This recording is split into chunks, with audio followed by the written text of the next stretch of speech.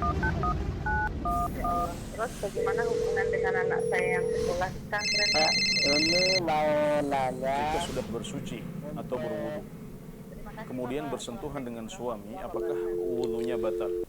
Bismillahirrahmanirrahim. Assalamualaikum warahmatullahi wabarakatuh. Alhamdulillah ya hamdan katsiran tayyiban mubarakan fihi kama yuhibbu rabbuna wa yarda.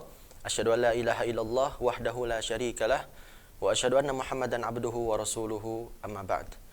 Pemirsa Fatwa TV dimanapun Anda berada, alhamdulillah senang sekali rasanya kami dapat kembali menyapa Anda dalam program live interaktif Fikih Ibadah bersama guru kita Al-Ustadz Anas Burhanuddin hafizahullahu taala, yang mana beliau merupakan salah satu anggota Dewan Fatwa Perhimpunan Al-Irsyad. Dan pemirsa, alhamdulillah pada kesempatan kali ini beliau juga telah berhadir bersama kita di studio Fatwa TV Jember. Mari kita sapa beliau terlebih dahulu. Assalamualaikum Ustaz. Assalamualaikum warahmatullahi wabarakatuh. Bagaimana kabarnya Ustaz? Alhamdulillah sehat. Sehat, Semoga ya. antum juga. Amin, amin. Pemirsa juga semuanya sehat Amin. dalam lindungan Allah Subhanahu wa taala. Amin. Jazakumullah khairan Ustaz. Baik pemirsa, insyaallah selama 1 jam ke depan kita akan bersama-sama belajar dan mendengarkan jawaban Ustadz terkait permasalahan yang telah ditayangkan oleh pemirsa Fatwa TV sekalian. Dan kami ingatkan bahwa live interaktif ini kami membuka layanan di nomor 0331544687. Jadi bagi Anda yang ingin bertanya kepada Ustadz secara langsung dapat menghubungi kami di nomor tersebut. Baik Ustadz, seperti biasa untuk mengawali perjumpaan kita kali ini Ustadz, 1 atau 2 buah nasihat untuk lebih semangat belajar ini Ustaz. Iya, saya menyampaikan sebuah athar dari Imam Ahmad bin Hanbal rahimahullah ta'ala, salah satu imam Ahlus Sunnah wal Jamaah yang wafat pada tahun 241 Hijriah. Beliau pernah ditanya, "Wahai Abu Abdullah, mana yang lebih engkau sukai? Mengisi waktu sepanjang malam dengan qiyamul lail atau mengisinya dengan menulis?" Maka Imam Ahmad rahimahullahu taala mengatakan, menulis yang dengannya engkau memahami urusan agamamu lebih aku sukai. Ini adalah jawaban Imam Ahmad. Tentunya kita mengetahui bahwasanya qiyamul lail adalah salah satu amalan yang utama dan dia adalah salat sunnah yang paling afdal. Namun ketika ditanya mana yang lebih beliau sukai, mengisi malam dengan qiyamul lail atau dengan belajar talabul ilmi, maka beliau dengan tegas mengatakan mengisi malam dengan belajar dan talabul ilmi lebih beliau sukai. Ini senada dengan penjelasan para ulama yang lain yang menunjukkan bahwasanya menuntut ilmu adalah amalan sunnah yang paling afdal. Karenanya saya mengajak para hadirin sekalian untuk semakin beribadah kepada Allah Subhanahu, untuk semakin rajin belajar dan mendalami agama Allah Subhanahu wa taala. Dan mari kita ihtisab dari 1 jam ke depan ini kita niatkan sebagai thalabul ilmi, mendalami agama Allah Subhanahu wa taala, dan insyaallah itu akan memberikan kita pahala yang luar biasa besar di sisi Allah Subhanahu wa taala. Jazakumullah khairan Ustaz. Kemudian sebelum kita memulai membacakan pertanyaan yang sudah masuk ke meja redaksi, kami kembali mengingatkan kepada pemirsa Fatwa TV yang ingin bertanya langsung kepada Ustadz terkait permasalahan-permasalahan yang Anda miliki, segera hubungi kami di 0331544687. Baik Ustadz, ini sudah ada beberapa pertanyaan Ustadz. Yang pertama ini dari saudara Catur Ustadz. Saudara apa saudari? Saudari Ustaz. Saudari Catur. Kemudian Bismillah, Assalamualaikum Ustaz. Anak saya laki-laki insya Allah usianya tepat 9 tahun di bulan November tahun 2020, kelas 2 SD. Markas Quran. Hafalan alhamdulillah sudah 1 juz 30, sedang menuju ke juz 29.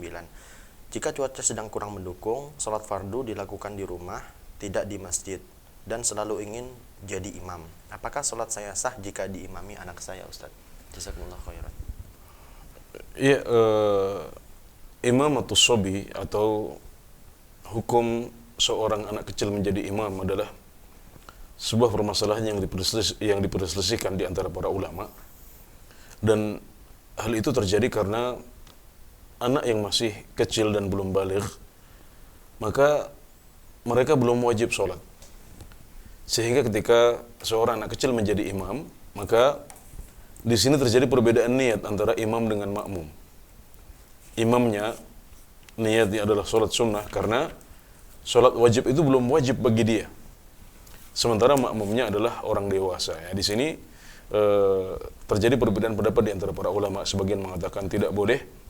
Namun yang lebih kuat wallahu taala alam adalah bahwasanya seorang anak kecil boleh untuk menjadi imam, dan kalau dia menjadi imam maka sholatnya sah. Ini karena yang pertama, anak kecil itu sholatnya sah. Jadi meskipun mereka belum wajib sholat, tapi kalau mereka ikut sholat, ya, kalau mereka ikut kita ajak ke masjid, maka sholat mereka sah. Dan kita mengetahui kaidah yang masyhur dalam bab sholat, yaitu man sahhat sholatuhu li nafsihi sahhat li ghairihi. Barang siapa yang sah sholatnya untuk dirinya sendiri, maka sholatnya sah juga untuk orang lain. Artinya anak kecil ini sholatnya sah, diterima oleh Allah Subhanahu Wa Taala. Betul, dia sholatnya masih belum wajib, tapi sholatnya sudah sah. Jadi baligh itu adalah syarat wajibnya sholat, dan dia bukan syarat sahnya sholat.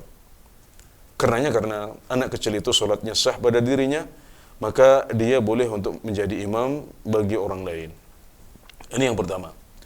Kemudian yang kedua, karena diriwayatkan dengan sanad yang sahih bahwasanya Amr bin Salamah radhiyallahu anhu disebutkan pernah menjadi imam untuk para sahabat yang lain saat umur beliau masih 7 tahun. Nah, jadi Amr bin Salamah ini dipilih untuk menjadi imam karena memang beliau yang paling banyak hafalannya. Jadi beliau diajukan untuk menjadi imam karena para sahabat mengamalkan sabda Nabi Muhammad SAW, ya ummul qaum aqra'uhum li kitabillah, yang menjadi imam adalah yang paling banyak hafalannya. Maka itu dipraktekkan pada kasus Amr bin Salamah dan kaum beliau yang juga terdiri dari para sahabat Rasulullah SAW, karena beliau adalah yang paling banyak hafalannya. Hadis ini menunjukkan bahwasanya seorang anak kecil yang masih belum baligh boleh untuk menjadi imam, dan sholatnya ini sah untuk dirinya sendiri atau untuk orang yang diimami oleh beliau meskipun mereka sudah baligh. Maka kembali ke pertanyaan, disebutkan bahwasanya anak ibu catur ini umurnya sudah 8 tahun ya. Sebentar lagi akan menginjak usia 9 tahun ya. Punya hafalan Quran ya. Jadi kalau memang bacaannya baik ya, mengetahui hukum-hukum tajwid dan juga mengetahui hukum sholat ya secara global ya, yang wajib-wajib dia sudah paham, maka dia boleh untuk menjadi imam. Dan tentunya boleh juga bagi ibu untuk menjadi imam bagi dia. Ya, karena bagi seorang wanita tidak masalah untuk menjadi imam bagi keluarganya yang wanita. Dia boleh menjadi imam bagi kaum wanita atau anak-anak yang belum wajib sholat. Ya, demikian barangkali bisa menjelaskan kedudukan permasalahan ini. Baik, jazakumullah khairan Ustaz. Dan terima kasih juga bagi penanya saudari kita Ibu Catur di Provinsi Banten. Kemudian Ustaz, ini sudah ada pertanyaan kedua dari Bapak Setia Widakdo dari DKI Jakarta Ustaz. Dari DKI Jakarta. Pertanyaannya, Ustaz, larangan melaksanakan sholat di 2 waktu tertentu, yakni ketika matahari terbit dan terbenam. Apakah hanya berlaku untuk sholat wajib atau sholat sunnah? Adakah dalil diperbolehkannya melaksanakan sholat sunnah di waktu tersebut seperti sholat tahiyatul masjid? Mohon penjelasannya Ustaz, jazakumullahu khairan. Iya.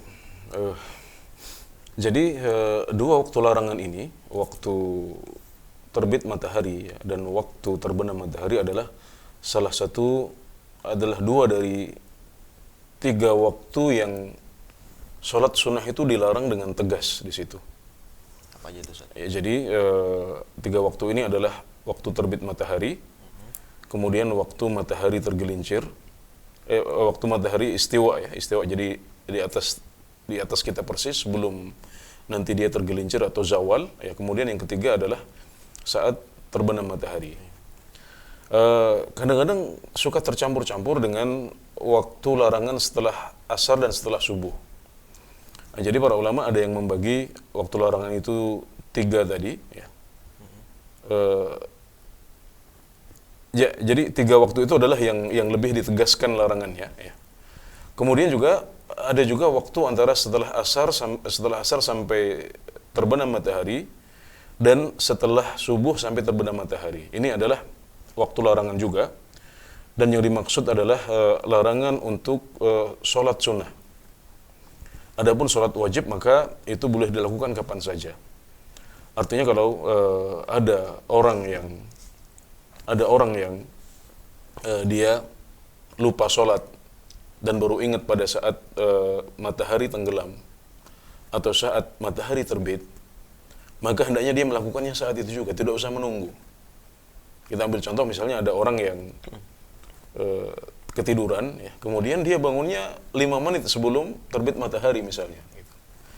Nah di sini maka dia harus segera mengerjakan sholat subuh pada waktu itu, nggak usah nunggu nanti tunggu matahari agak naik sedikit, gitu. Karena yang dimaksud dengan larangan tadi adalah larangan sholat sunnah, larangan sholat sunnah. Adapun sholat wajib maka dia boleh dilakukan kapan saja dan tidak ada batasan waktunya.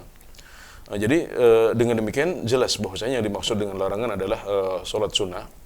Adapun dalil yang membolehkan untuk mengerjakan sholat sunnah pada waktu larangan jika memiliki sebab khusus adalah apa yang dipraktikkan oleh Rasulullah SAW ketika beliau tidak sempat untuk sholat sunnah ba'diyah zuhur. Kemudian beliau baru sempat melakukannya setelah sholat asar. Maka beliau pun melakukan sholat ba'diyah zuhur ini setelah sholat asar. Padahal kita mengetahui bahwasanya waktu setelah asar juga termasuk adalah waktu larangan sholat sunnah. Waktu larangan sholat sunnah.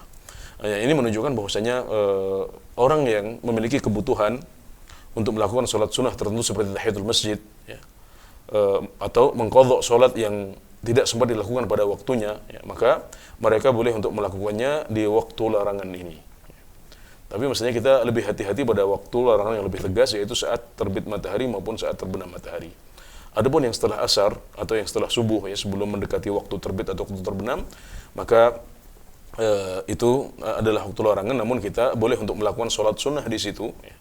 Sholat sunnah di situ jika memiliki sebab khusus seperti tahiyatul masjid atau kita ingin mengqadha sholat yang tidak bisa kita lakukan pada waktunya, dan itu oleh para ulama disebut sebagai sholat dzawatul asbab, ya, sholat yang memiliki sebab khusus, ya. Allahu a'lam. Insyaallah. Jazakumullah khairan, Ustaz. Itu tadi terima kasih untuk saudara Setia Widakdo di Provinsi DKI Jakarta. Semoga dapat menjawab pertanyaan yang selama ini mengganjal, ya. Kemudian Ustaz, pertanyaan ketiga dari saudara Riza Bahrul Ulum di Jawa Barat. Apakah setelah berwudu kemudian tidak sengaja menyentuh kelamin, wudunya batal? Syukran, Ustaz. Iya, orang yang sudah berwudu kemudian menyentuh kelaminnya dengan tidak sengaja, maka orang yang seperti ini masuk dalam keumuman sabda Nabi Muhammad SAW, man massa dzakarahu falyatawadda. Barang siapa yang memegang atau menyentuh zakarnya, ya, kemaluannya, maka hendaklah dia wudu. Yang dimaksud dengan menyentuh di sini adalah menyentuh langsung, ya, dengan tangan, yaitu dengan bagian telapak tangan yang dalam. Itu yang dimaksud dengan menyentuh. Adapun kalau kita menyentuh dengan bagian luar telapak tangan kita atau dengan anggota tubuh yang lain, ya, dengan siku kita atau dengan tangan kita misalnya, maka itu tidak disebut sebagai menyentuh. Kemudian yang kedua, menyentuh itu juga disyaratkan harus tanpa alas. Jadi kita menyentuh kemaluan kita secara langsung, ya, tanpa ada penghalang celana atau tanpa penghalang kaos kaki yang ada di kaos tangan yang kita pakai. Adapun kalau kita menyentuh dari balik kain, ya, maka itu tidak disebut sebagai menyentuh. Ya, adapun sengaja atau tidak sengaja tidak memiliki pengaruh dalam permasalahan ini, ya. Sehingga orang yang menyentuh dengan tidak sengaja, kalau dia menyentuh dengan bagian dalam telapak tangan kemudian langsung, maka wudunya menjadi batal dan dia harus wudu lagi. Dan untuk diketahui juga bahwasanya hukum ini berlaku untuk laki-laki dan wanita, karena dalam sebagian hadis yang sahih disebutkan bahwasanya redaksinya adalah man massa farjahu falyatawadda. Barang siapa yang menyentuh kemaluannya atau farjinya maka hendaklah dia wudu. Dan farji ini mencakup kaum pria dan kaum wanita semuanya. Tidak ada perbedaan hukum di antara mereka dalam masalah ini. Baik, jazakumullah khairan Ustaz. Itu tadi jawaban untuk saudara Riza Bahrul Ulum di Jawa Barat. Semoga dapat menjawab. Kemudian pemirsa, bagi Anda yang ingin bertanya kepada Ustadz, kami kembali mengingatkan bahwa Anda dapat menghubungi kami di layanan interaktif di nomor 0331 544 6087. Baik, sepertinya sudah ada penelpon yang masuk, Ustadz. Oh, sayang sekali ternyata terputus, Ustadz. Baik, kita akan kembali membacakan pertanyaan yang masuk ke meja redaksi, Ustadz. Selanjutnya, ini ada pertanyaan dari tidak memiliki nama, Ustadz. Dari Jawa Barat juga. Assalamualaikum warahmatullahi.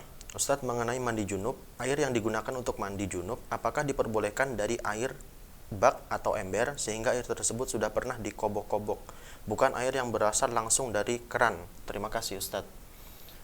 Oh, tapi sepertinya yang tadi terputus sudah tersambung. Nanti kita kembali lagi ke sana insyaallah. Kita sambut dulu yang masuk. Baik. Assalamualaikum Fatwa TV. Ya. Apakah sholat qobliyah subuh sama dengan qoblal fajar? Baik, dengan, mohon maaf, dengan Bapak siapa di mana? Dengan Bapak Ahmad Pagaralam. Bapak Ahmad di Pagaralam. Baik. Ya. Bisa diulang, Bapak? Bapak Ahmad di Pagaralam. Bapak Ahmad di Pagaralam. Baik. Iya. Halo? Halo, Bapak, bisa diulang pertanyaannya, Pak? Apakah sholat qoblal fajri sama dengan qobliyah subuh? Iya. Halo, ya. Ya. Sudah, Bapak? Halo, Ustaz. Iya, bisa ditangkap sudah, Pak. Alhamdulillah. Baik, terima kasih Bapak Ahmad. Apakah sholat qobliyah Iya, mungkin subuh karena sama dengan volumenya terlalu yang besar, fajar? Ustaz. Iya, sudah bisa kami Baik. tangkap, Pak Ahmad. Terima kasih, Iya. Bapak Ahmad. Sama yang kedua, Ustaz, yang kedua. Tolong penjelasannya tentang ilmu tasawuf. Ilmu tasawuf. Ya, itu aja, Ustaz, ya. Oke, iya. Baik, terima kasih untuk Bapak Ahmad di Pagar Alam. Baik, Ustaz. Sepertinya yang satu di luar tema, Ustaz. Gimana? Oke, enggak masalah Tidak insyaallah. masalah ya. Baik, Ustaz. Taib, yang pertama tentang qobliyah subuh apakah sama dengan sholat sunnah fajar ya. Ya, keduanya adalah sama saja ya, karena subuh dan fajar ini adalah dua istilah yang sering dipakai dalam hadis-hadis ya untuk dua makna yang sama, untuk satu hakikat yang sama. Jadi subuh dengan fajar itu sama. Yang dimaksud dengan hadis Rasulullah sallallahu alaihi wasallam, rakaata al-fajri khairun minad dunya wa ma fiha, 2 rakaat fajar itu lebih baik daripada dunia seisinya, adalah 2 rakaat qabliyah subuh yang biasa dijaga oleh Rasulullah sallallahu alaihi wasallam dan tidak beliau tinggalkan baik dalam keadaan mukim maupun dalam keadaan safar. Itu adalah di redaksinya disebutkan rakaata al-fajri, 2 rakaat fajar. Yang dimaksud adalah 2 rakaat subuh, karena fajar itu subuh. Dan waktu subuh adalah waktu di mana fajar sudah terbit, yaitu fajar shadiq. Fajar sudah terbit. Jadi duanya adalah hal yang sama. Jadi sebelum kita sholat subuh, ya setelah masuknya waktu subuh, kita disyariatkan untuk melakukan sholat qabliyah subuh. Bisa disebut dengan qabliyah fajar. Bisa disebut dengan 2 rakaat fajar. Semuanya adalah kata-kata redaksi yang berbeda untuk satu hakikat yang sama. Dan Nabi Muhammad SAW biasanya beliau memperpendek 2 rakaat fajar ini. Jadi hanya itu yang disyariatkan saat kita menunggu sholat subuh yang wajib. Kita sholat sunnah qabliyah 2 itu. Dan berkembang di sebagian orang bahwasanya waktu fajar adalah waktu sebelum subuh. Sebagian lagi memahaminya sebagai waktu yang ada antara imsak dengan waktu subuh. Ya, jadi ini adalah sebuah pemahaman yang perlu diluruskan karena menjelang subuh itu masih waktu qiyamul lail. Ya, disebutkan dalam Al-Qur'an, wa kulu washrabu hatta yatabayyana lakumul khaytul abyadu minal khaytil aswadi minal fajr. Maka makanlah dan minumlah sampai jelas bagi kalian garis putih fajar dari garis hitamnya. Garis putih fajar dari garis hitam malam. Yaitu disebutkan dalam Al-Quran seperti itu. Jadi sebelum masuknya waktu subuh, sebelum adzan subuh, itu masih waktu qiyamul lail. Jadi di situ kita masih bisa tahajud, di situ kita masih bisa witir. Dan 2 rakaat fajar yang disebutkan dalam hadis-hadis maksudnya adalah 2 rakaat sebelum subuh yang kita sebut sebagai 2 rakaat qobliyah subuh. Jadi ini semoga bisa menjelaskan dengan baik untuk Bapak Ahmad di Pagar Alam. Sedangkan tentang tasawuf, Fadl biasanya apakah mau dilempar ke sesi akidah ya? Mungkin sebaiknya seperti itu Bapak ya nanti insyaallah. Ya gimana? Insyaallah nanti bisa disampaikan pada hari Kamis nanti insyaallah di sesi yang membahas tentang akidah ya Bapak. Nanti silahkan bisa nelpon atau kalau tidak sempat nanti pertanyaan akan kami transfer ke sesi akidah insyaallah yang akan dijawab pada hari Kamis besok insyaallah. Ya. Baik, jazakumullah khairan atas jawabannya. Itu tadi untuk Bapak Ahmad di Pagar Alam ya. Baik pemirsa, kami kembali mengingatkan bagi Anda yang ingin bertanya kepada Ustadz dapat menghubungi kami di 0331 544 6087. Dan tema kita kali ini adalah fikih ibadah, maka kami sangat menghimbau kepada pemirsa sekalian untuk tidak bertanya di luar tema.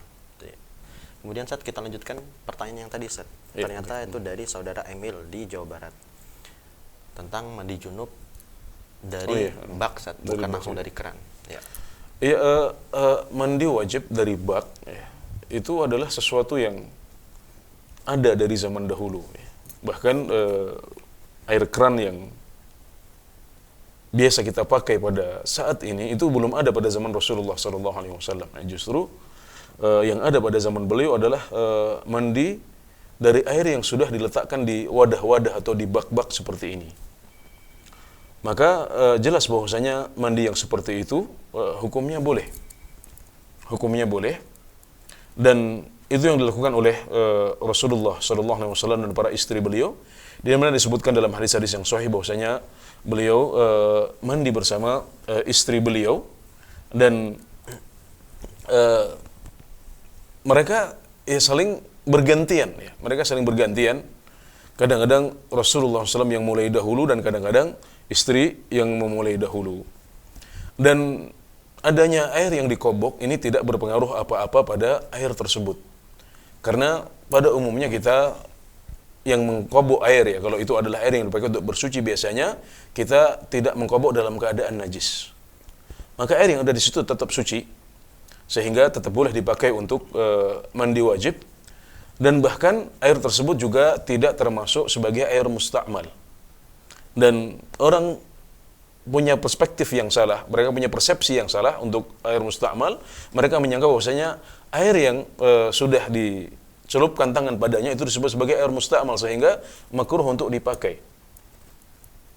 Ini perlu diluruskan bahwasanya air musta'mal, air yang sudah dipakai itu adalah air yang keluar dari tangan yang sudah kita pakai, air yang keluar dari tangan setelah dipakai untuk bersuci. Itu namanya air musta'mal. Jadi air musta'mal adalah air yang misalnya kita baru membasuh kedua tangan kita saat wudu kemudian lepas. Ini yang disebut sebagai air musta'mal. Adapun sisa air di bejana, sisa air di bak yang kita pakai untuk berwudu, maka itu tidak disebut sebagai air musta'mal dan dia adalah air yang tahur, yaitu air yang suci dan mensucikan. Kenapa? Karena air itu suci dan tangan kita juga suci. Tangan mengkobok juga, tangan yang mengobok juga suci, sehingga dia tetap bisa dipakai untuk mandi junub dan taharah yang lain. Demikian wallahu a'lam. Jazakumullah khairan Ustaz. Masih ada pertanyaan-pertanyaan yang cukup menarik Ustaz, tapi sudah ada penelpon masuk. Mari kita terima dulu Ustaz ya. Assalamualaikum Fatwa TV. Assalamualaikum. Waalaikumsalam. Dengan Ibu siapa di mana? Dengan Nunu di Surabaya. Nunu di Surabaya. Baik, silakan Ibu. Assalamualaikum Ustaz. Semoga Ustaz dan tim Fatwa TV senantiasa mendapatkan ridha Allah Subhanahu wa taala. Amin. Bertanya Ustaz begini, anak kan setiap malam anak insya Allah bisa qiyamul lail. Masya Allah. Qadarullah ini anak kan sakit dan itu minum obat yang bikin anak itu akhirnya ngantuk tertidur sampai menjelang subuh. Jadi terkadang qiyamul lail, tahajud atau apa tuh namanya baca Al-Quran pun sering terlewatkan. Nah, anak pernah tahu kalau sholat tahajud itu bisa diqodho ya Ustaz pada saat apa tuh namanya pada saat setelah subuh. Itu jamnya jam berapa Ustaz? Antara karena anak kan juga ke kantor. Apakah itu ada waktunya sama dengan waktu duha? Ini perbedaan waktunya berapa antara untuk bisa qodho sholat tahajud itu dengan duha? Kemudian untuk qiyamul lail pun kan kita sunahnya baca juga Quran surat Al-Mulk. Demikian ya Ustaz. Nah, apakah boleh apa tuh namanya baca pada saat sholat subuh itu baru baca surat Al-Mulk? Itu kan biasanya dibaca pada saat qiyamul lail surat Al-Mulk. Nah, anak kan juga nggak pernah bisa Baik Ibu. baca itu. Itu aja Ustaz. Iya, oke. Anak syukron jazakallah khair. Assalamualaikum warahmatullahi wabarakatuh. Assalamualaikum warahmatullahi wabarakatuh. Terima kasih untuk Ibu Nunuk di Surabaya. Baik, silakan Ustaz. Ya, yang pertama saya ingin mengingatkan ya kepada diri saya pribadi dan Ibu penanya, Ibu Nunuk di Surabaya dan para pemirsa sekalian bahwasanya taufik untuk bisa banyak beribadah kepada Allah Subhanahu wa taala adalah sebuah anugerah yang sangat besar. Ya, ini adalah nikmat yang harus disyukuri karena nikmat yang paling besar adalah nikmat yang berhubungan dengan akhirat. Sebagaimana musibah yang paling besar adalah musibah yang berhubungan dengan akhirat kita. Alhamdulillah ya, Ibu diberikan taufik oleh Allah Subhanahu wa taala untuk bisa menjaga salat malam. Dan salat malam adalah salat sunnah yang paling afdal ya, maka hendaknya Ibu bersyukur kepada Allah Subhanahu wa taala dan meminta kepada Allah agar bisa istiqamah di atas sunnah ini. Adapun kalau saat kita sakit ya, kita tidak bisa melaksanakan kebiasaan kita seperti qiyamul lail ini karena kondisi badan yang tidak memungkinkan ya, sedang payah sekali, maka kita tidak perlu khawatir karena Allah mencatat untuk kita ibadah yang kita tinggalkan karena sakit kita. Ya, sebagaimana Allah Subhanahu wa taala mencatat untuk kita ibadah yang kita lakukan, yang biasa kita lakukan saat kita mukim, yaitu ketika kita tidak bisa melakukannya saat kita safar atau saat kita sakit. Itu semuanya dicatat oleh Allah Subhanahu wa taala meskipun kita tidak sedang melakukan ibadah itu.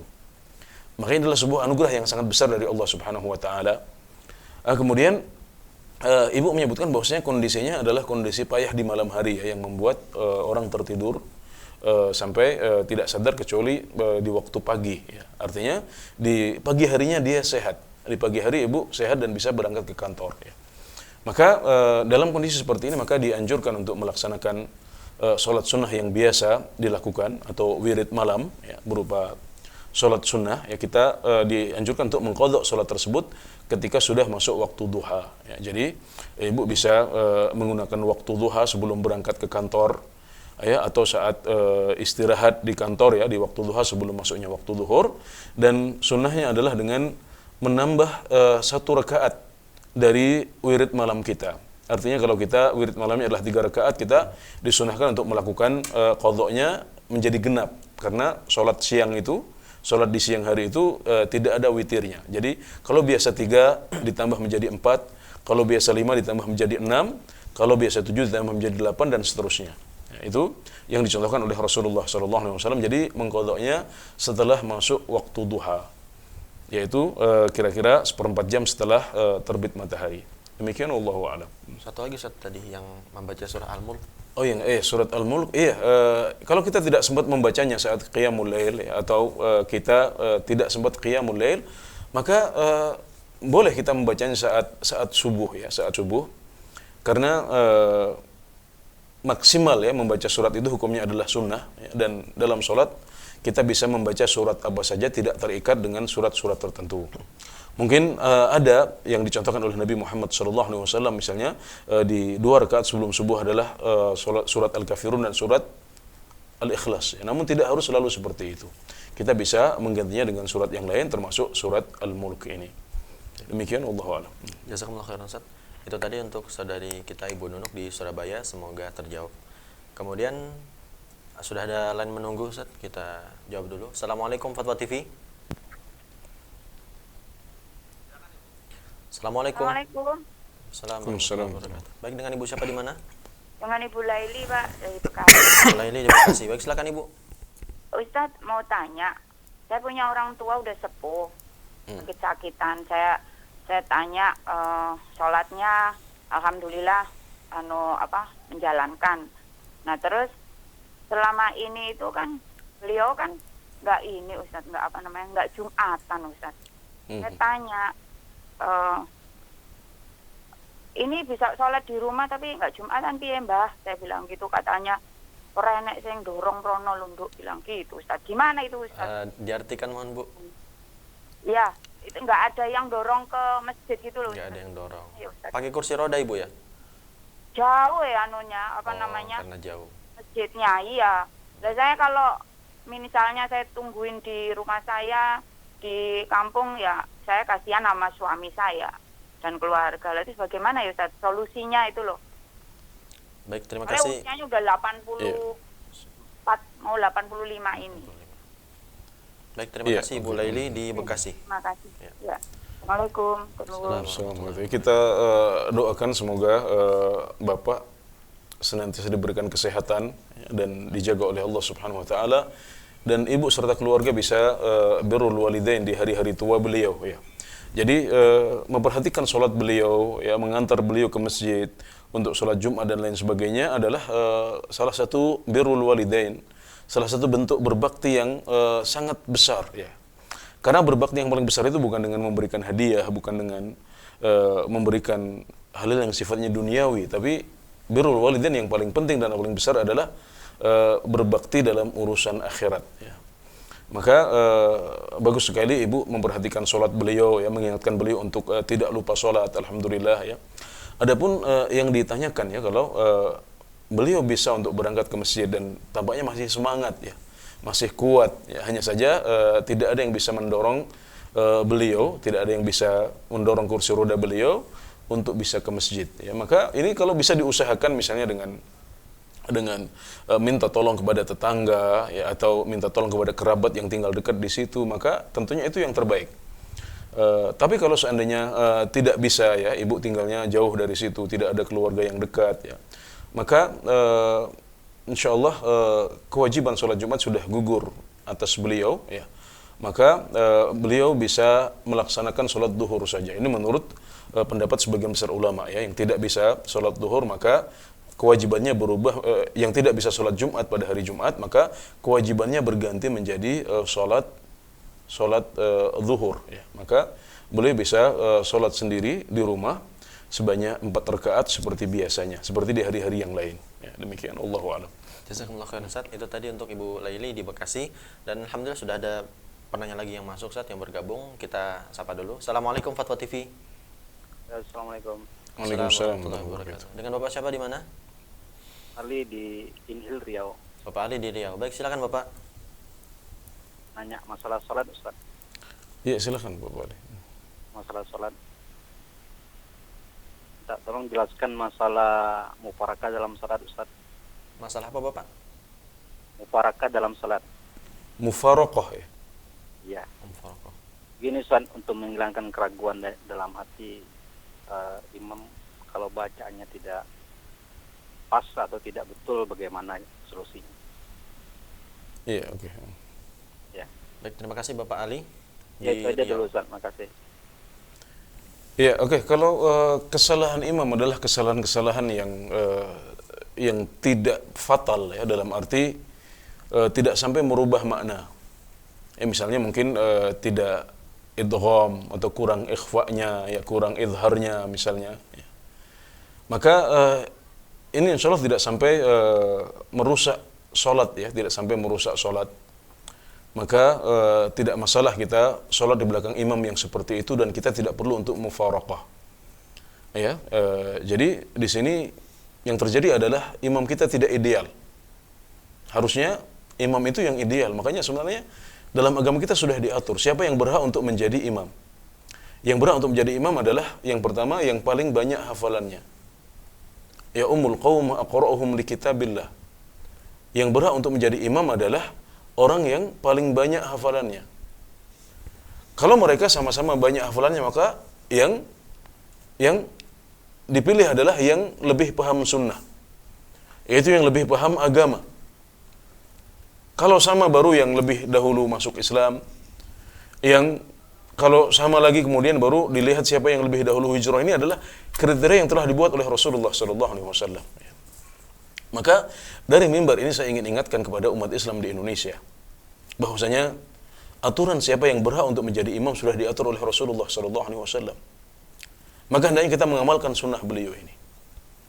Kalau seandainya yang menjadi imam adalah orang-orang yang kapabel, yang paling banyak hafalannya, yang paling bagus tilawahnya, maka masjid-masjid kita akan makmur. Orang akan lebih semangat untuk berangkat ke masjid. Mereka akan rindu dengan bacaan imam yang fasih, variatif, yang indah, merdu. Itu yang akan terjadi.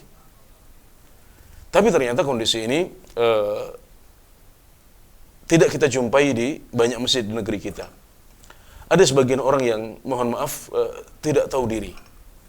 Ada sebagian orang yang memaksa untuk terus menjadi imam, padahal di masjid ada banyak orang yang lebih berhak untuk menjadi imam daripada dia. Dia menganggap bahwasanya itu adalah jabatan yang harus dia pegang sampai dia meninggal. Ini adalah sebuah kesalahan, sehingga akhirnya kita menemui ada banyak bacaan yang tidak benar di masjid. Sehingga apa yang terjadi? Akhirnya muncul kekhawatiran seperti yang ditanyakan oleh bapak kita dari Riau ini. Orang sampai khawatir, saya kalau sholat di sana sah apa enggak, karena bacaannya parah seperti itu. Itu apa sebabnya? Sebabnya adalah karena kita tidak mengamalkan aturan Rasulullah SAW dalam hal ini. Jadi yang berhak untuk menjadi imam adalah orang yang paling banyak hafalannya. Dan Ibnu Hajar Al-Asqalani rahimahullah ta'ala, Al-Hafidh Ibnu Hajar yang menyebutkan bahwasanya di antara syaratnya juga adalah imam ini harus mengetahui hukum tajwid dan mengetahui hukum sholat secara global. Ini penting ya. Jadi tidak hanya hafidh, tapi dia juga menguasai hukum tajwid dalam bacaan Al-Quran. Kemudian juga dia adalah orang yang mengetahui hukum tentang sholat secara global, paling tidak hukum yang wajib-wajib. Nah, kalau sifat ini terwujud pada diri satu orang, maka dialah yang berhak untuk menjadi imam. Adapun kalau ada orang yang tidak ideal, ya, jadi ada yang lebih baik untuk menjadi imam, tapi ternyata tidak seperti itu kondisinya. Ternyata kita dihadapkan pada suatu masjid yang imamnya adalah imam yang bacaannya tidak sesuai dengan tajwid. Dia juga bacanya mungkin itu saja ya, dan tidak ada variasi dalam membaca karena yang dihafal cuma sedikit ya. Maka kalau seandainya salahnya tidak fatal, tidak sampai merubah maknanya, maka kita tetap sholat di situ, kita boleh ya, karena sah kita sholat di belakang seorang imam yang mafdhul, ya dia tidak ideal. Itu sah. Adapun kalau bacaannya sampai fatal dan merusak makna ya, maka disitulah disyaratkan untuk mufaraqah ya, untuk tidak berimam pada orang itu, atau kalau sudah terpaksa kita imam di situ, kita dianjurkan untuk mengulangi lagi sholat kita. Itu yang namanya mufaraqah. Itu dilakukan saat kesalahannya fatal dan sampai merubah makna. Dan itu berlaku kecuali bagi mereka yang bacaannya lebih buruk daripada imam itu. Imam yang seperti ini ya hanya boleh untuk menjadi imam bagi orang yang seperti dia atau yang lebih buruk darinya. Adapun yang lebih baik, maka mereka tidak boleh untuk bermakmum pada orang yang seperti itu. Ya, demikian. Wallahu taala a'lam. Jazakumullah khairan Ustaz. Terima kasih untuk Bapak Ali di Riau tadi. Kemudian sudah ada line interaktif yang masuk, Ustaz. Kita sapa dulu. Assalamualaikum Fatwa TV. Assalamualaikum Fatwa TV. Halo. Halo.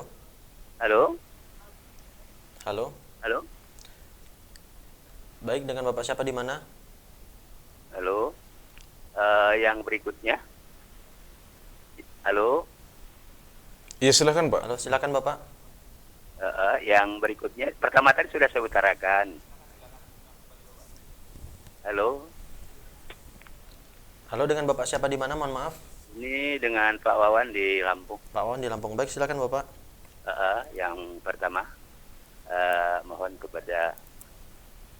kepada meminta tolong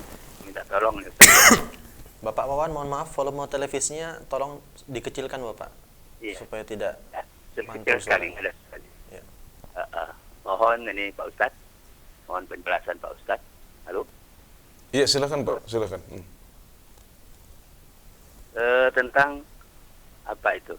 Yang pertama, sholat sunat sesudah ba'diyatan maghrib yang suka dilaksanakan atau ditunaikan oleh Rasulullah, sholat sunat apa? Halo?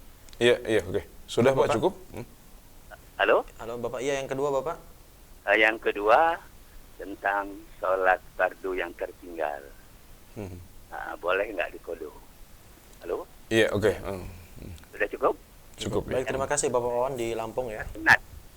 Puasa sunat boleh tidak digabung? Terima kasih, satu lagi. Halo? Baik, silakan Bapak. Sholat, ini puasa sunat boleh tidak digabung seperti puasa Senin Kemis dengan puasa Syawal misalnya. Demikian. Cukup? Cukup. Baik, terima kasih Bapak Wawan. Terima kasih Pak Ustaz. Assalamualaikum warahmatullahi wabarakatuh. Waalaikumsalam warahmatullahi wabarakatuh. Ya, Ustaz. Ya, oke. Yang pertama tentang Kok ba'diyah maghrib. ya, salat sunnah ba'diyah maghrib yang dicontohkan oleh Rasulullah SAW adalah 2 rakaat setelah maghrib. Ya. 2 rakaat, salat 2 rakaat. Ini masuk dalam paket 12 rakaat dalam sehari semalam, ya, yang dilakukan sebelum atau sesudah salat fardu. Yang disebutkan dalam hadis yang sahih bahwasanya orang yang biasa menjalankan 12 rakaat itu maka akan dibangunkan untuknya rumah di surga. Dan dari 12 rakaat itu adalah 2 rakaat setelah maghrib. Maka yang dicontohkan oleh Rasulullah SAW setelah maghrib adalah salat sunnah 2 rakaat. Kemudian antara maghrib dengan isya kita masih bisa salat sunnah yang mutlaqah. Salat sunnah yang tidak rawatib, yang tidak ada hubungannya dengan salat fardu, tapi kita boleh untuk melaksanakan salat lagi setelah itu, karena antara maghrib dengan isya bukanlah waktu larangan. Jadi selain 2 rakaat setelah maghrib tadi, ya kita masih boleh untuk menambah salat sunnah mutlaqah yang lain. Ya, kemudian Yang kedua mengkodok salat fardu, Ustaz. tentang salat fardu, ya, salat fardu yang kita tinggalkan, ya, maka ya itu diqadha. Kita mengqadha salat tersebut kapan kita ingat, ya, atau kapan kita terbangun dari tidur, ya, sebagaimana sabda Rasulullah sallallahu alaihi wasallam, "Man nama an salatin aw nasiyaha falyusalliha idza dzakaraha." Barang siapa yang ketiduran dari suatu salat atau lupa untuk mengerjakan suatu salat, maka hendaklah dia melakukan salat itu ketika dia ingat. Ini adalah sabda Nabi Muhammad SAW tentang mereka yang melupakan salat fardu karena lupa atau karena ketiduran. Dan ketika mereka melaksanakan salat itu di luar waktunya, maka itu yang disebut sebagai qadha. Ini menjelaskan bahwasanya suatu salat fardu yang kita tinggalkan itu harus kita qadha. Ya, adapun yang ketiga tadi tentang Menggabungkan antara dua puasa sunnah, ya.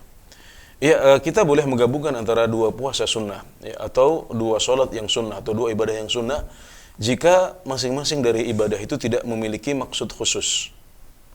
Saya berikan contoh misalnya salat qabliyah, maksud saya salat tahiyatul masjid itu tidak memiliki maksud khusus dalam arti dia tidak memiliki tujuan yang spesifik. Yang diinginkan oleh Rasulullah SAW dalam tahiyatul masjid adalah kita tidak duduk di masjid saat memasukinya kecuali kita sudah sholat 2 rakaat dahulu. idza dakhala ahadukumul masjid fala yajlis hatta yusalli rak'atain. Kalau seorang di antara kalian salat, kalau seorang di antara kalian masuk ke dalam masjid, maka janganlah dia duduk sampai dia melaksanakan salat 2 rakaat. Nah, tidak disebutkan oleh beliau ya harus 2 rakaat seperti apa. Maka salat 2 rakaat itu bisa salat subuh fardu ya. Bisa qabliyah subuh ya, bisa sholat duha atau yang lainnya, maka kita bisa menggabungkan antara misalnya qabliyah subuh dengan tahiyatul masjid.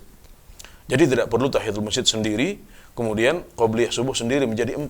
Tapi cukup kita sholat 2 rakaat saja, dan 2 rakaat itu kita niatkan sebagai qabliyah subuh sekaligus sebagai tahiyatul masjid. Kenapa? Karena qabliyah subuh punya tujuan khusus, sementara yang tahiyatul masjid tidak memiliki tujuan khusus. Ini boleh digabungkan. Maka kembali kepada pertanyaan antara sholat Syawal, puasa Syawal yang 6 hari dengan puasa Senin atau Kamis itu bisa digabungkan, karena yang dimaksud dengan puasa Senin adalah puasa pada hari Senin. Dan saat kita mengerjakan puasa Syawal yang 6 hari, ya, kemudian bertepatan dengan Kamis dengan bertepatan dengan hari Senin, ya, maka kita bisa gabungkan antara 2 niat ibadah sunnah itu dalam satu waktu. Wallahu taala alam. Jadi demikian, semoga bisa mencerahkan. Jazakumullah khairan Ustaz. Dan terima kasih untuk Bapak Wawan tadi di Provinsi Lampung. Ustaz, sebenarnya ini ada pertanyaan dari Novian, Ustaz. Saya juga penasaran dengan jawabannya, Ustaz. Tapi sudah ada penelpon yang masuk. Nanti insyaallah setelah yang ini insyaallah mudah-mudahan bisa terjawab, Ustaz, ya. Baik, Assalamualaikum Fatwa TV. Assalamualaikum warahmatullahi wabarakatuh. Baik, dengan Bapak siapa di mana? Ini dengan Bapak Anto di Sumatera Barat, Pak. Bapak Anto. Bapak Anto, Sumatera Barat. Baik, silakan Bapak. Assalamualaikum, Ustaz. Waalaikumsalam warahmatullahi wabarakatuh. Ustaz, ini kita mau tanya, Ustaz, bagaimana cara menghilangkan sifat wujud dan riya di dalam sholat, Pak? Oke. Ya, bisa ditangkap. Ya. Baik, terima kasih Bapak Anto. Cukup Bapak? Ya, cukup, Pak. Assalamualaikum. Assalamualaikum warahmatullahi wabarakatuh. Ya, pertama, ujub adalah kagum pada diri sendiri. Ketika sholat kita merasa bahwasanya sholat ini adalah karena kehebatan kita. Kita bisa qiyamul lail, kita bisa sholat jamaah, itu karena kehebatan kita. Nah, cara menghilangkannya adalah dengan mengetahui bahwasanya ujub itu dicela dalam agama kita. Dan dengan mengingat bahwasanya kita tidak bisa apa-apa kecuali dengan izin dari Allah Subhanahu wa taala. Dengan kuasa dari Allah Subhanahu wa taala, dengan takdir darinya. Kita ingat bahwasanya saat kita bisa datang ke masjid, ya maka yang menggerakkan hati kita untuk berangkat ke masjid adalah Allah Subhanahu wa taala.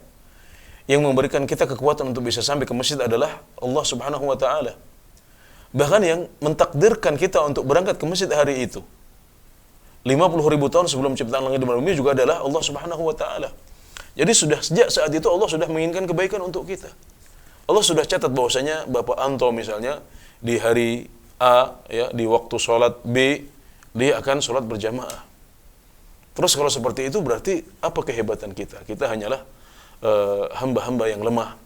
Ini semuanya terjadi dengan izin, dengan pertolongan dan takdir dari Allah Subhanahu wa taala. Maka para ulama mengatakan alhamdulillahi awalan wa akhirah. Segala puji bagi Allah di awal dan di akhir. Kita ini hanya menjemput takdir, kita hanya menerima rahmat dari Allah Subhanahu wa taala saja.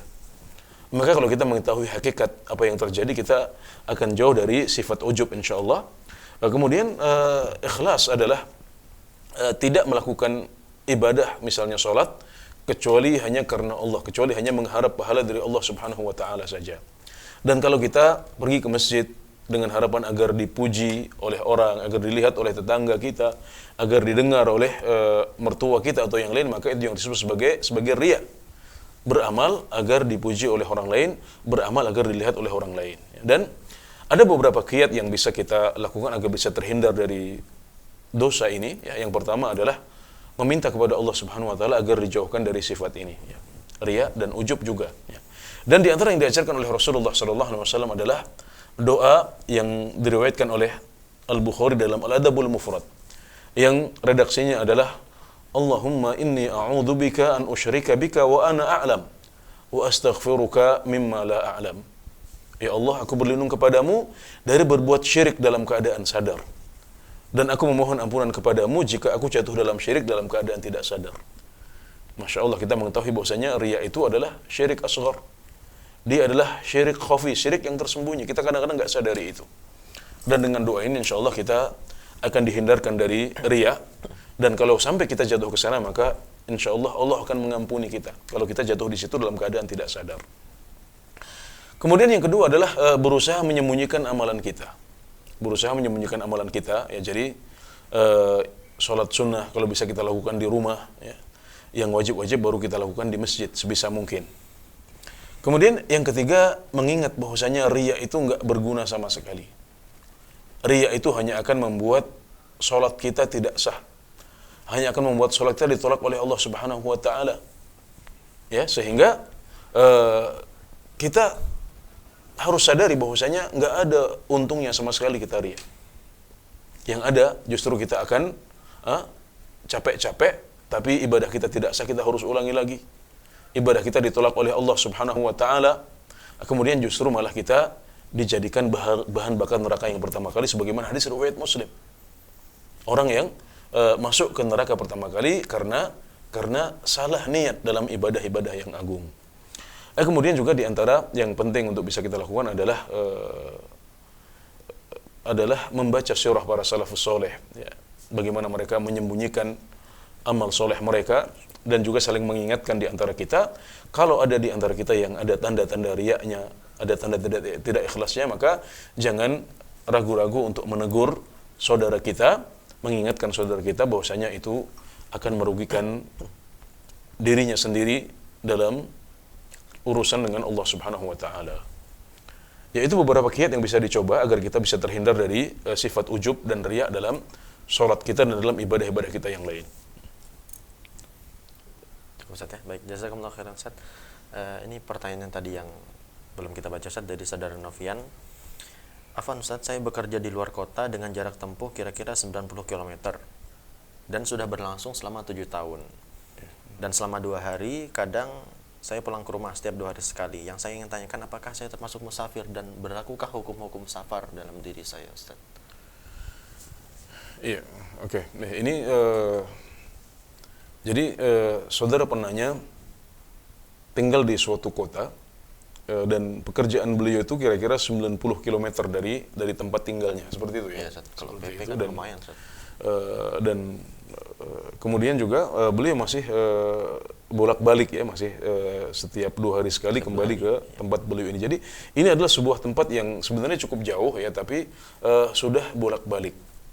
Artinya udah sering sekali perjalanan yang dilakukan di antara 2 tempat ini. Ya. Dan menurut jumhurul ulama, ya menurut sebagian besar ulama, ya maka jarak yang dihitung sebagai jarak safar itu adalah 4 barid, ya. Atau yang kalau kita ukur dengan ukuran modern, maka itu menjadi 80 kilo atau 88 kilo, ya sekitar itu, antara interval antara 80 dengan 88 kilo ini. Dengan demikian jarak yang ditempuh oleh saudara kita ini termasuk jarak safar, ya, termasuk jarak safar. Ini menurut jumhur ulama ya, dan menurut pendapat yang lebih kuat adalah bahwasanya jaraknya tidak dibatasi. Ya. Namun yang dijadikan patokan adalah urf, yaitu adat yang berlaku dan berkembang di suatu masyarakat. Kalau masyarakat situ menyebut bahwasanya jarak tersebut yang 90 km tadi adalah safar, ya maka itu disebut sebagai safar. Kalau tidak, maka tidak. Ya. Jadi saya akan coba jawab pertanyaan ini berdasarkan 2 pendapat tadi itu. Ya. Jadi menurut pendapat jumhur ulama, ya sebagian besar ulama jarak tersebut adalah jarak safar, ya karena sudah 90 km. Ya. Jadi selagi bapak belum punya niat iqamah di kota tersebut, ya tempat tinggalnya tetap di daerah asal, ya meskipun beliau sering bolak-balik ke sana, ya. Maka jarak tersebut sudah terhitung sebagai jarak safar, maka bapak boleh mengqashar salat di sana. Ya, bapak juga boleh menjamak salat di sana. Mungkin kalau boleh koreksi ya, yang identik dengan safar adalah qasar, ya, bukan jamaknya. Qasar, betul. Jadi yang identik dengan safar adalah sholat qasar. Adapun sholat jamak itu alasannya bisa lebih banyak. Maksudnya kita boleh jamak karena hujan saja, kita boleh jamak karena sakit, tidak harus dalam kondisi safar. Nah, maka berdasarkan pendapat sebagian besar ulama, maka jarak Bapak sudah jarak safar, dan selagi Bapak belum niat tinggal di sana, ya, maka Bapak masih terhitung musafir di sana. Meskipun intensitas perjalanannya itu cukup sering, ya. Kemudian menurut pendapat yang tadi yang mengembalikan kepada urf, ya, kepada adat yang berkembang di suatu masyarakat, ya, maka apa yang dilakukan oleh Bapak insya Allah juga itu adalah safar, ya. Kenapa? Karena tentunya saat pergi ke sana Bapak membawa bekal, ya. Dari apa yang diceritakan kan Bapak sampai nginap, ya, sampai berhari-hari, ya. Maka itu semuanya adalah qarinah atau indikasi yang menunjukkan bahwasanya Bapak adalah musafir ketika berada di sana, ya. Jadi fakta atau kondisi bahwasanya Bapak kadang-kadang masih pulang 2 hari sekali ke daerah asal itu tidak mengurangi hakikat safar yang ada pada perjalanan yang Bapak lakukan dengan sering ke kota tersebut, ya. Jadi dengan demikian Bapak masih bisa qasar. Artinya kalau Bapak di sana sholat di belakang orang-orang yang mukim, ya sholatnya mukim, ya, lengkap, ya. Tapi kalau suatu saat mungkin Bapak terpaksa harus sholat sendiri, maka Bapak boleh qasar, ya, dan Bapak boleh menjamak di sana, ya. Ya, adapun di daerah kita sendiri ketika kita sudah kembali, maka berarti kita mukim, ya. Meskipun di negeri kita ini kita cuma hanya sehari 2 hari saja. Posisi kita adalah posisi mukim karena itu adalah negeri kita, di situ rumah kita, ya, di situ tempat tinggal kita. Maka saat kita berada di negeri kita sendiri, saat kita berada di kota kita sendiri, maka posisi kita adalah mukim, ya. Maka hukum qasar sudah putus, ya, hukum qasar sudah putus. Tapi adapun jamak, ya, maka seperti yang saya sampaikan tadi di depan, masalah jamak ini alasannya bisa lebih luas, ya. Bisa karena hujan, ya, bisa karena sakit, bisa karena beberapa hal lain, ya, bisa juga karena safar, ya. Maka kita boleh melakukan jamak karena ada kebutuhan. Jadi qasar itu identik dengan safar, sementara jamak itu berhubungan dengan masyaqqah, dengan kesulitan atau kebutuhan. Ya, demikian, wallahu a'lam. Jazakumullah khairan Ustaz. Itu tadi untuk Bapak Novian, semoga sedang menyimak saat ini atau nanti mungkin bisa di play ulang Ustaz, ya. Baik, alhamdulillah pemirsa, tidak terasa 1 jam sudah perjumpaan kita dan kita harus kembali berpisah cukup sampai di sini, dan insya Allah kita akan kembali berjumpa di pekan yang akan datang di jam dan hari yang sama. Baik Ustaz, jazakumullah khairan Ustaz untuk waktunya hari ini Ustaz. Barakallahu fikum. Semoga Ustaz selalu diberikan kesehatan dan kita bisa berjumpa lagi Ustaz di pertemuan yang akan datang. Baik pemirsa, sebelum kami mengakhiri live interaktif fikih ibadah kali ini, kami akan membacakan rentetan atau urutan live interaktif dalam sepekan bersama Fatwa TV. Yang pertama pada hari Senin pukul 16 sampai dengan 17 waktu Indonesia Barat bersama Ustadz Dr. Muhammad Arifin Badri dengan tema Bekal Muslim, Fikih Jual Beli dan Muamalah Kontemporer. Masih di hari yang sama pada pukul 18.30 sampai dengan 19.30 bersama Ustadz Nizar Saad Jabal dengan tema Fikih Praktis Ilmu Waris.